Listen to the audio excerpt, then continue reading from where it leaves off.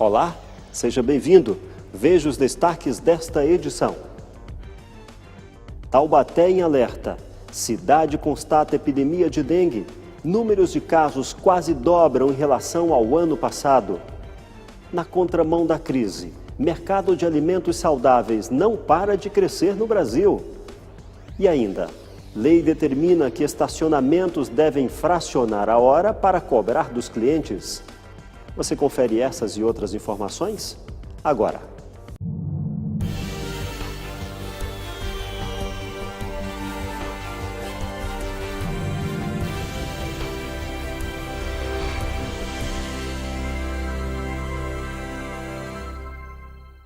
Bem-vindo ao Repórter Setorial. Cada vez mais o brasileiro começa a se preocupar com a saúde. Na contramão da economia, que está em baixa, o mercado de alimentos saudáveis não para de crescer. Esse fenômeno é visto desde a indústria até o serviço ou os serviços prestados diretamente ao consumidor. Neste restaurante vegetariano de São Paulo, são servidas diariamente cerca de 120 refeições. No cardápio da casa, comida natural da melhor procedência. A omelete sem ovos e espetinho de glúten estão entre os pratos de maior saída. Sucos naturais e sobremesas de encher os olhos. Sorvete de abacaxi e torta de maçã. Alimentos cárneos passam longe daqui e nem faz falta. Em compensação, as saladas são sempre bem-vindas. A clientela só aumenta e tem até fila do lado de fora. E olha que ninguém reclama. Eu venho aqui pelo menos umas 3 vezes por semana. Não, eu já me preocupava bastante com alimentação saudável, né? Então a transição, para mim, até que foi tranquila, assim, não sinto falta. A dona do restaurante acredita que as pessoas estão cada vez mais à procura de uma alimentação menos industrializada e de um tempero mais caseiro. No restaurante vegetariano, elas podem encontrar as duas coisas. Nós vendemos saúde. Pesquisas apontam que as pessoas estão cada vez mais preocupadas com a saúde. Mais de 80% dos brasileiros declaram que vale a pena gastar mais para comer alimentos mais saudáveis. E a preocupação não é só aqui no Brasil. Nos países europeus, 31% dos alemães, 38% dos franceses e 45% dos italianos dizem estar diminuindo ou cortando o consumo de carne vermelha. De acordo com essa nutricionista, qualquer pessoa pode deixar de consumir carne, desde que a proteína animal, que é fonte de ferro, seja substituída por grãos e vegetais de forma correta. Porque a carne é uma fonte grande que a gente tem de ferro e é uma fonte de ferro animal, mas realmente a gente tem que consumir mais vegetais para conseguir esse ferro através de fontes de beterraba, de feijão, de grãos integrais. Então a gente consegue ter ferro ao longo do dia desde que essa pessoa realmente consuma vegetais. Especializada na produção de alimentos mais saudáveis, a empresa Superbom confirma a pesquisa. Mesmo em períodos de crise, as vendas desses produtos aumentaram em 17%. E a previsão para este ano é continuar em alta. Olha, a previsão da Superbom, mesmo no ano que promete ser difícil da parte econômica, nós pretendemos lançar 30 novos produtos, mas que a gente entende que vai atender bem o consumidor brasileiro. A produção não parou. E para dar conta da demanda do ano passado, a indústria teve que reforçar o quadro de funcionários em cerca de 15% com novas contratações. Os sucos de frutas sempre tiveram uma boa saída, mas desta vez foi o queijo vegano, sem lactose, que ajudou a alavancar as vendas. Hoje as pessoas têm procurado mais um médico, um especialista, nutricionista, nutrólogo, para manter melhor a sua saúde. E aí com isso descobre novas intolerâncias, que antes era só um desconforto. Agora não, ele aprende que é uma intolerância ao leite, é uma intolerância ao glúten, e com isso começa a procurar outros formatos de alimentação. Aqui na região central de São Paulo, nós encontramos essa padaria que oferece uma alimentação mais natural. Os produtos aqui são bem diferentes de uma padaria comum, livre de conservantes. A gente vai entrar e conhecer melhor quais são esses produtos. Além do pão integral, bolos e doces da padaria são feitos com leite de amêndoa ou de coco e, claro, açúcar especial. Bom, estou aqui com o Alexandre, que é funcionário da padaria, e vai nos explicar melhor a respeito dos alimentos que são produzidos aqui. Aqui a gente tem 3 produtos que são os que mais saem aqui. Por exemplo, esse aqui, Alexandre, é um chocolate, né? É um brownie feito de chocolate belga, biomassa de banana verde, óleo de coco, açúcar demerara. Aqui na casa a gente não usa açúcar refinado em nada. em nossas produções. O pessoal procura bastante esse aqui. Esse sempre sai, sempre é o nosso carro-chefe desde que a casa foi aberta. Aí a gente tem também esse pão de queijo. Não é um pão de queijo comum. De que ele é feito? Ele é feito de purê de mandioquinha, polvilhos e azeite extra virgem. E tem a coxinha também. A coxinha é bastante interessante. A coxinha é um frango orgânico, é isso? Frango desfiado orgânico. Frango orgânico, biomassa de banana verde, ela é assada, ela só tem 200 calorias, pela Anvisa ela é fonte de fibras, então ela é uma refeição completa apenas em um salgado. E a massa dela é feita de quê? De batata doce. Ixi, Massa de batata doce? isso, Também bastante procurado. bastante procurado. Por que você acha que as pessoas estão optando por esse tipo de alimentação? A nossa casa ela é feita para alérgicos, para inclusão alimentar, mas esportistas, artistas, pessoas que estão mudando a alimentação para ter uma alimentação saudável, com uma qualidade melhor de vida, procuram bastante a gente. E também pelo nosso sabor, que é bem diferente.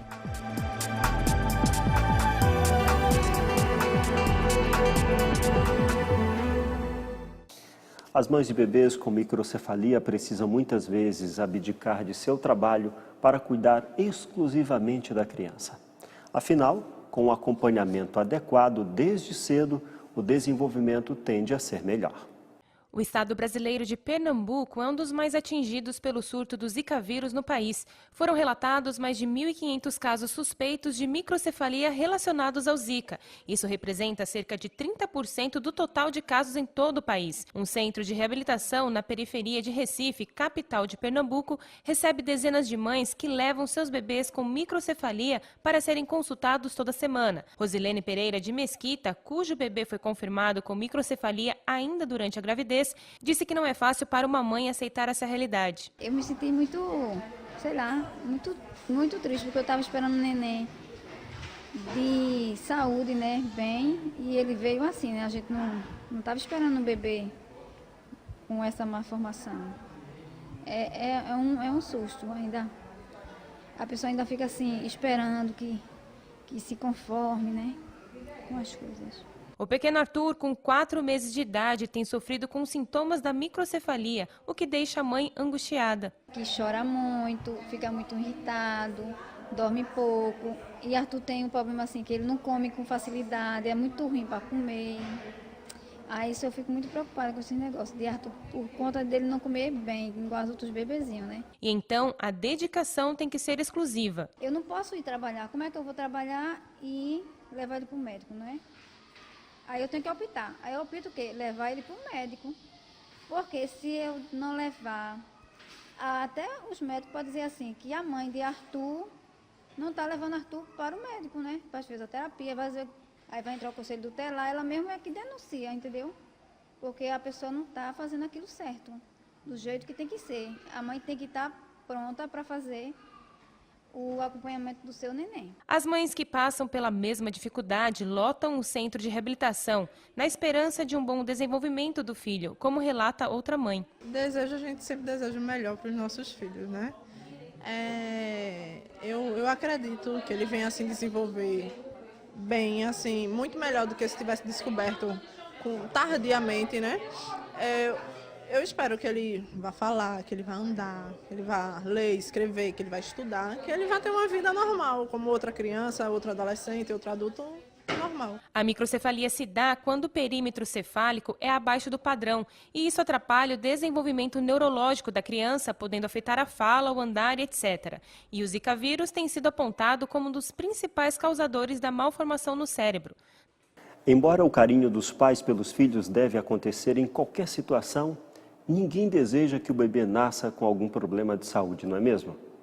Para esclarecer um pouco mais sobre como evitar o Zika vírus, o repórter setorial recebe aqui em seus estúdios a doutora Estela Zollner, médica da Vigilância Epidemiológica de Taubaté. Doutora Estela, muito tem se falado. Diga para a gente, por favor, para começar essa conversa, o que é síndrome de Guillain-Barré? Síndrome de Guillain-Barré é uma doença conhecida já anteriormente. É quando uma infecção por vírus, na formação da defesa, o anticorpo, digamos assim, vai atacar o que é próprio, ou seja, ataca o sistema nervoso, causando uma paralisia ascendente, do pé para a perna, e para cima, podendo levar à morte. A gente já conhecia essa síndrome, mas ela era muito, muito rara. Agora, junto com os casos de Zika, ela tem se tornado mais e muito mais frequente. Também devemos lembrar que a síndrome de Guillain-Barré é mais frequente em homens adultos. Com relação à hidropsia, que também está sendo associada, o que a senhora pode nos dizer? Hidropsia é uma malformação com acúmulo de líquido do bebê que vem de uma gestação.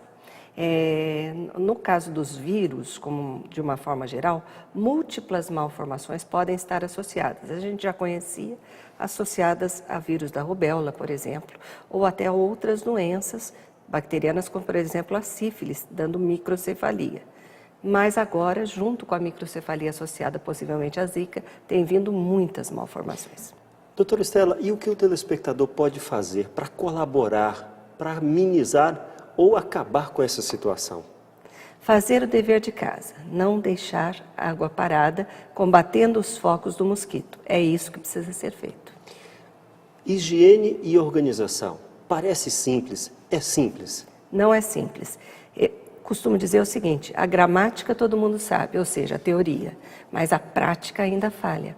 A prática de todo dia, de vigiar os quintais, de ir atrás, de fazer certo no seu espaço e cada um tomar conta do seu local, ainda não é feita de rotina por todas as pessoas.